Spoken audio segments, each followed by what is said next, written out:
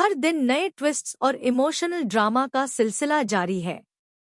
दर्शकों को इस शो में ऐसा रोमांच देखने को मिल रहा है कि हर एपिसोड के बाद सवाल उठने लगता है, अब आगे क्या होगा। एक तरफ जहां मंगल और कपिल की सगाई की खबर ने सबको हैरान कर दिया है, वहीं दूसरी ओर ईशाना, लक्ष्मी, जिया और कार्तिक के इर्द-गिर्द भी ऐसे ऐसे घटनाक्रम हो रहे हैं जिन्होंने दर्शकों को अपनी सीट से हिलने नहीं दिया। मंगल और कपिल की सगाई हो चुकी है, लेकिन ये रिश्ता सच्चे प्रेम से नहीं बल्कि धोखे और असमंजस से भरा दिख रहा है।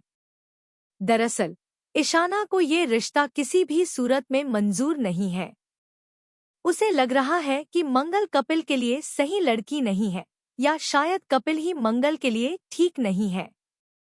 इसी वजह से ईशाना हर तरह से इस सगाई को तोड़ने की कोशिश कर रही है।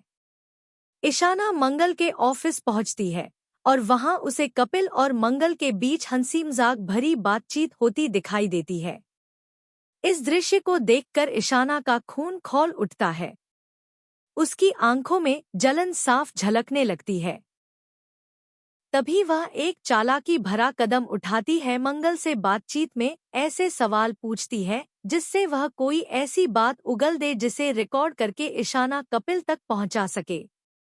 वह रिकॉर्डिंग कपिल को भेज देती है, उम्मीद करती है कि इससे दोनों के रिश्ते में दरार आ जाएगी, लेकिन ईशाना की योजना वहीं धराशायी हो जाती है।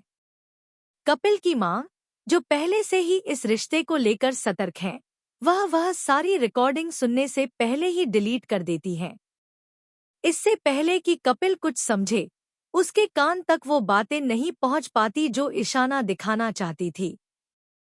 हालांकि कपिल बिना किसी झिझक के आदित्य के घर पहुंचता है मंगल को लेने। यह देखकर ईशाना हैरान रह जाती है। वह सोचती है, अगर कपिल ने वो ऑडियो सुन लिया होता तो क्या वो अब भी मंगल को लेने आता। इस बार ईशाना ने सारी हदें पार कर दी। वह झूठ बोल देती है कि कपिल ने उसके साथ मारपीट की है, यहाँ तक कि थप्पड़ मारा है। यह सुनते ही आदित्य गुस्से में पागल हो जाता है। वह सीधा सवाल करता है मंगल से, तुम ऐसे आदमी से शादी करने जा रही हो जिसने तुम्हारी बेटी को थप्पड़ मारा। अब असली सवाल यह है, क्या सच सामने आएगा? क्या कपिल ने सच में थप्पड़ मारा था या यह महज ईशाना की एक और चाल है? क्या आदित्य को इस बात का एहसास होगा कि वो झूठ के जाल में फंस रहा है? वहीं दूसरी ओर कहानी का दूसरा ट्रैक भी कम तीव्र नहीं है। लक्ष्मी की जिंदगी में भी हलचल मची हुई है।